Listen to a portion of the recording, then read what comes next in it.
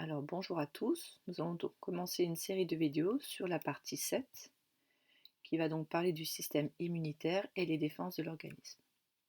Dans cette partie, le premier chapitre 7.1 va traiter des maladies infectieuses. Alors comme d'habitude, pour chaque chapitre, je vais vous présenter les capacités exigibles au baccalauréat. La première, vous devez être capable d'identifier les différentes catégories d'agents pathogènes.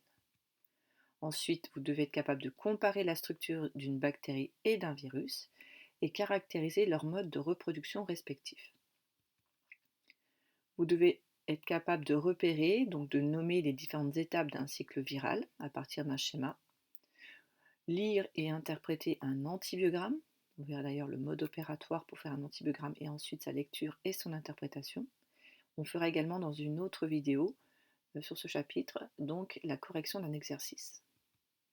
Ensuite, vous devez être capable de repérer les principales cibles cellulaires des antibiotiques, distinguer la résistance naturelle et la résistance acquise par mutation ou transfert de gènes, faire le lien entre l'utilisation des antibiotiques et la sélection de souches résistantes, et enfin, vous devez en déduire l'intérêt des campagnes de prévention.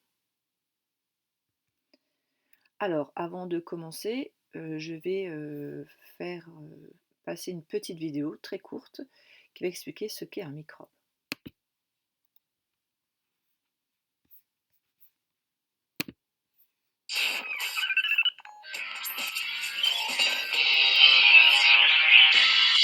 Qu'est-ce qu'un microbe? C'est le professeur Patrick Linder de la faculté de médecine de l'université de Genève qui nous répond aujourd'hui. On a tous entendu notre maman dire un jour « Ne touche pas à ça, c'est plein de microbes ». Et pourtant les microbes ne sont pas forcément tous si méchants. Un microbe est un micro-organisme. Il est si petit qu'on ne le voit qu'au microscope. Ou alors on en voit les effets, quand la pâte du pain gonfle par exemple, quand le lait se transforme en yaourt ou quand on a de la fièvre suite à une infection. Il existe plusieurs sortes de microbes. Il y a les virus, les bactéries, les protozoaires, donc des petits organismes à une cellule, et les champignons, donc pas ceux qu'on mange les autres.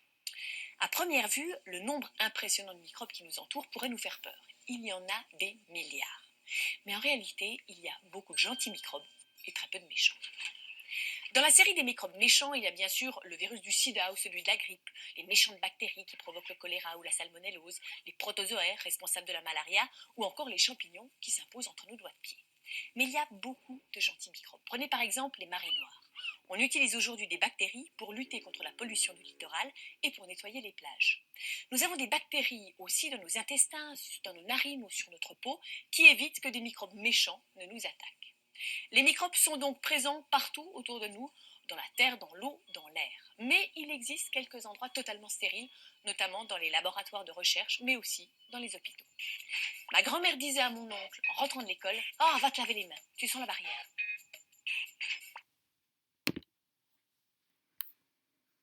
Voilà, donc là, pour la petite vidéo qui introduit donc la notion d'un microbe. Donc là, on voit avec ce petit schéma. Donc c'est quelque chose qu'on voit, alors ici avec une loupe, mais c'est un peu exagéré, il faut donc utiliser un microscope. Alors, en introduction, j'ai noté donc justement la définition d'une maladie infectieuse. C'est en fait une pathologie qui est provoquée par la transmission d'un agent pathogène.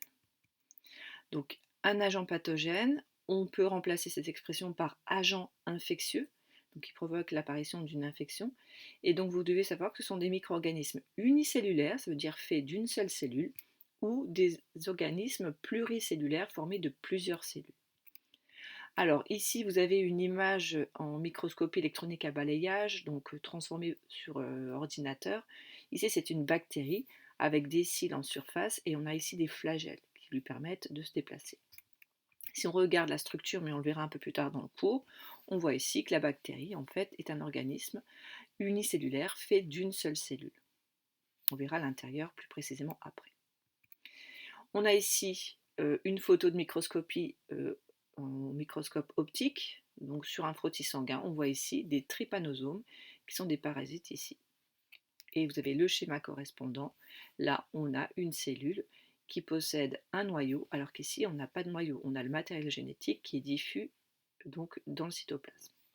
Donc c'est la différence entre prokaryotes et eucaryotes. Donc les prokaryotes ici n'ont pas de noyau et eucaryotes qui ont un noyau, au moins un noyau.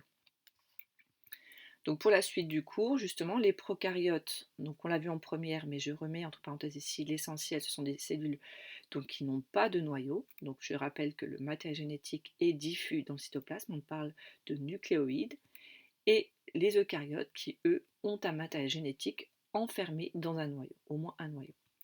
Et donc ces organismes, qu'ils soient pluricellulaires, unicellulaires, eucaryotes ou prokaryotes, peuvent infecter un organisme et engendrer une pathologie.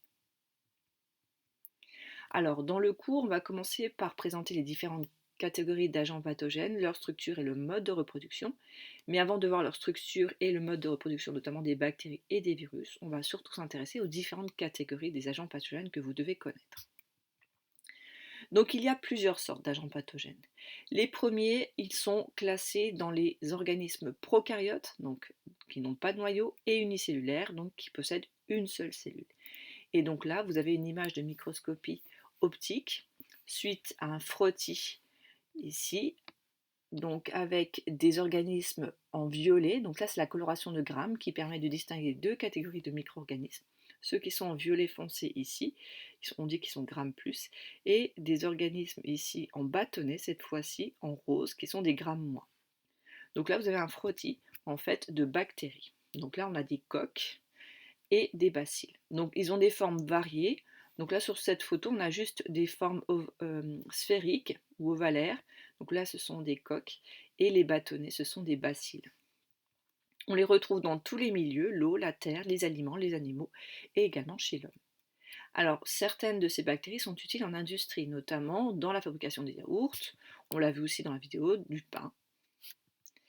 Ici, vous avez la photo d'une autre catégorie d'agents pathogènes. Ce sont en fait, ici, c'est une microscopie électronique à transmission.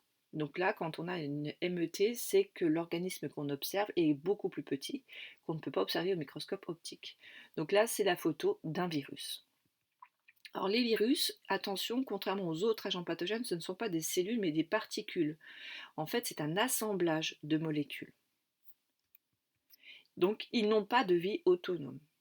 Ça veut dire que si ils ont besoin de se multiplier, ils sont obligés de pénétrer dans une cellule hôte, une cellule qui doit les accueillir.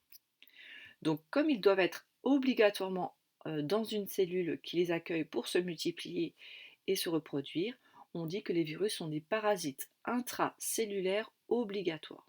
Ça, c'est très important. Ils ne peuvent en fait se multiplier que s'ils parasitent une cellule. Et donc, ils vont provoquer une série de maladies selon le type de virus chez les êtres vivants, qu'on appelle donc des viroses. Donc, chez l'homme, vous connaissez tous la grippe, les hépatites, la varicelle, l'herpès, le sida et encore plein d'autres. Troisième catégorie, ici vous avez en photo, donc là c'est une microscopie optique, ce sont les parasites. Dans les parasites, il y a trois catégories. Celui qui a été cité dans la vidéo, on parle de protozoaires, c'est ceux qu'on retrouve essentiellement dans l'eau et sur le sol, dans le sol. Ce sont des parasites qui peuvent être intracellulaires, responsables de parasitose comme le paludisme et la toxoplasmose.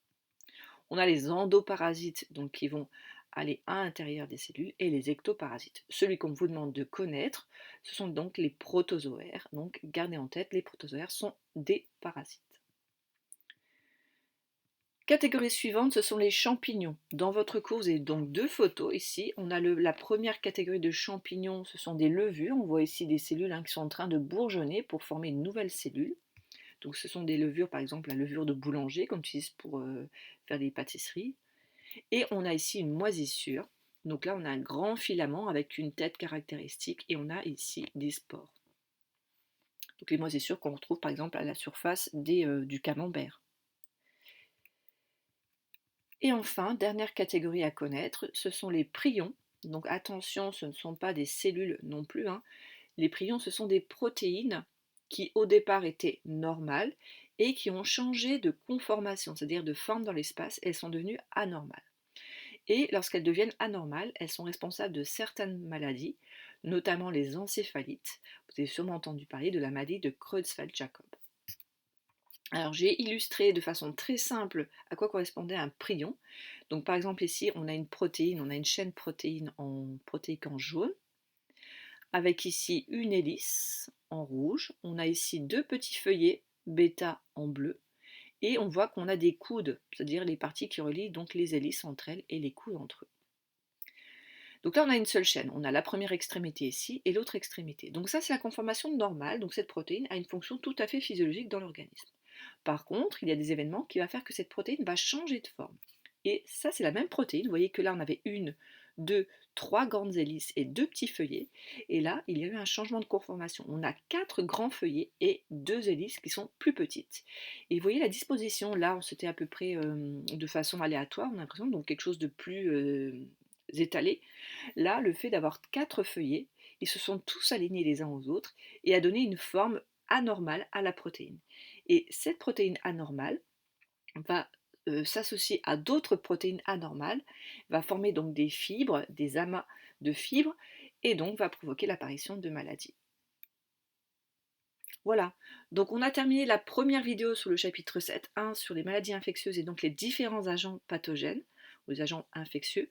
Donc si vous avez aimé cette vidéo, donc cliquez sur le pouce vers le haut et n'hésitez pas à vous abonner pour m'encourager à continuer à faire ces vidéos.